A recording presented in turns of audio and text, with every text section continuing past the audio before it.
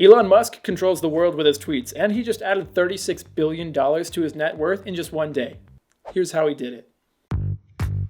In May 2020, the American car rental company Hertz filed for bankruptcy.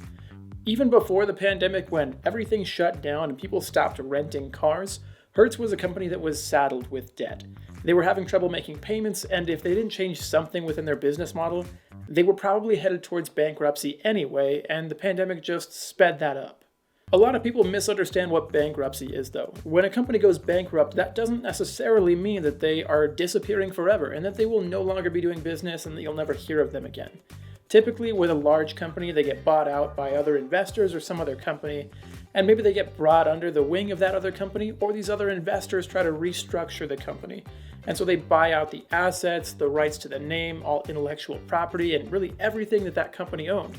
So in this case, that's exactly what happened. Hertz received nearly $6 billion in a surge of capital that came from primarily two investors. And all this extra cash that Hertz received primarily came from Knighthead Capital Management and Hertz Management. And I'm probably saying that wrong, but oh well. The point is they got $6 billion in new funds from these investors. And if you got $6 billion, let me know in the comments what you would do with that. I know what I would do if I just, won the lottery and got $6 billion. But let me know what you would do. I'm curious. And really, this bankruptcy was probably happening at the perfect time. Like, you could argue that this was actually a great thing for the company. They were able to offload some of their debts that they weren't really able to repay. They got this influx of cash that they could invest into growing the company in a better, smart, new way. And there was a travel boom happening. Starting in about April, and you can, debate on when it started, people in the United States anyway, and the world is different, but, in the little bubble of the United States, people were starting to go outside their homes. They were starting to travel. And when they travel, they need a car. But a lot of the car rental companies were still either shut down entirely or just operating at a limited capacity due to everything that was going on. And so late spring and early summer was actually a great time for Hertz to get back into the game, start renting out cars, and start getting some cash flow again. And even with apps like Turo gaining traction and a lot more popularity, where people can rent their car out to other travelers, prices surged because there still weren't that many cars available to rent. So in some places like Bozeman, Montana, cars were going for $300 a day, just for an average sedan. And just as a side note, I've actually been to Bozeman, Montana a lot, and it's definitely worth checking out, so maybe do that.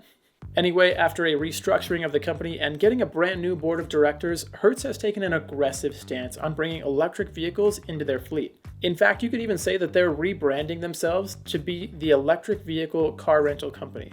If you want to rent an electric car, you go to Hertz.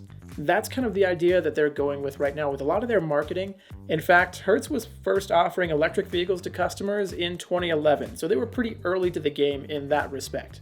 And on Monday, October 25th, Hertz announced that they have entered into a deal with Tesla to purchase 100,000 of their vehicles. Now, official financial details of the deal have not yet been released. However, we do know that all the vehicles are scheduled to be delivered by the end of 2022.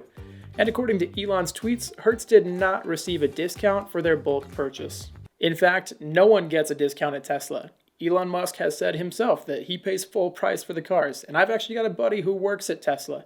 He said that he can't get me a discount for being his friend, and he can't get a discount either because he works there. So anyone who buys a Tesla has to do it at full price, I guess. And this also means that Tesla has joined the small club of companies whose market cap is over $1 trillion. Other companies within this elite club are big names like Microsoft, Apple, Amazon, and Google. So it's a pretty big deal that Tesla has achieved this milestone right now. At a time where fellow billionaire Mark Zuckerberg earlier in this month lost $6 billion in one day of trading, Elon Musk added $36 billion by the time all the dust settled on Monday. And it's important to distinguish between you getting a raise at work or your stocks appreciating within your investment portfolio. Any appreciation that you experience in stocks is considered an unrealized gain until you actually sell those shares that you own. So Elon is really just wealthier on paper, and no one's actually cutting him a check for billions of dollars. So unless Elon sells his shares, then he won't actually face any tax consequences for this massive appreciation of his portfolio. But one for sure consequence of this deal is that there's going to be a lot of exposure of the common folk to Tesla vehicles because of Hertz. Everyone knows about Tesla vehicles, but not everyone has actually sat in one or driven one, and that's an entirely different thing. To look at one on the street is one thing. However, to sit in that seat and for you to put your foot down and to feel that instant acceleration of the electric motors, That's got to be another thing entirely different from just seeing it and seeing someone else doing that. Tesla doesn't spend any money on marketing because they let their product do the talking for them. And now they're letting Hertz do the talking for them as well. So this is really just free marketing for them that they're actually being paid for. Hertz is buying these vehicles from Tesla and then providing that premium experience of driving a Tesla to their customers, to their travelers.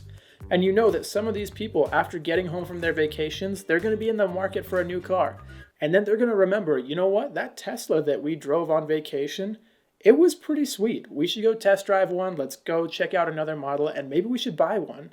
This deal is great news for Tesla. And because of it, an analyst at Morgan Stanley has raised their price target for Tesla stock to $1,200. And some think that maybe they're going to crash back down. You know, they're on a high right now. And they're going to come back down to maybe $900, their previous all-time high, and then come back up. And if that's the case, great, buy the dip. But regardless, let me know what your price target is and what you think they might run up to. With Tesla ramping up production, I'm excited to see where the company is going to go. And as always, I love you guys, and I'll catch you next time.